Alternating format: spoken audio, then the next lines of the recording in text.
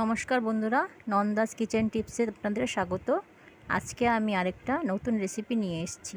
রেসিপিটি খুবই টেস্টি আর বানাতেও বেশি সময় লাগে না। তো চলুন শুরু করা যাক। প্রথমে কুকারে চিকেন পিস, তেজপাতা, এলাচ, লবঙ্গ, দারচিনি, 1 কাপ পরিমাণ মতো জল আর হাফ চামচ নুন দিয়ে ঢাকনা দিয়ে দেব। কুকারে একটা সিটি পড়লে গ্যাসটা অফ করে দিতে হবে। রেসিপিটা বাড়িতে বানিয়ে কেমন খেতে হয়েছে তা আমাকে অবশ্যই জানাবেন। এখন কড়াইতে হাফ কাপ পরিমাণ মতো সাদা তেল দিয়ে দেব।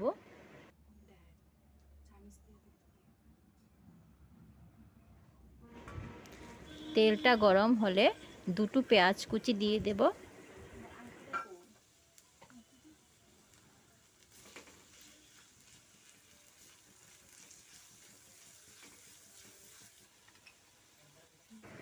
পেঁয়াজটা ব্রাউন কালার হলে এতে নুন, বেটে রাখা আদা, পেঁয়াজ, রসুন, কাঁচা লঙ্কা দিয়ে দেব।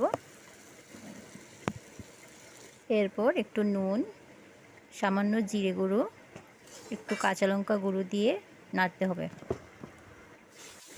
মশলাটা ভাজা ভাজা হয়ে গেলে এতে সেদ্ধ করা চিকেনগুলো দিয়ে দেব। আপনারা চাইলে চিকেন স্টকটা সামান্য পরিমাণ দিয়ে দিতে পারেন। এরপর সামান্য গরম মশলা গুঁড়ো দিয়ে অল্প আঁচে কিছুক্ষণ ঢাকা দিয়ে রাখতে হবে। কিছুক্ষণ পর জলটা শুকিয়ে এলে এটাকে সার্ভিং প্লেটে আমরা সাজিয়ে দেব। এই রেসিপিটা রুটি, পরোটা অথবা ফ্রাইড রাইসের সাথে দারুণ খেতে লাগে। তো আজকের জন্য এখানেই বিদায়।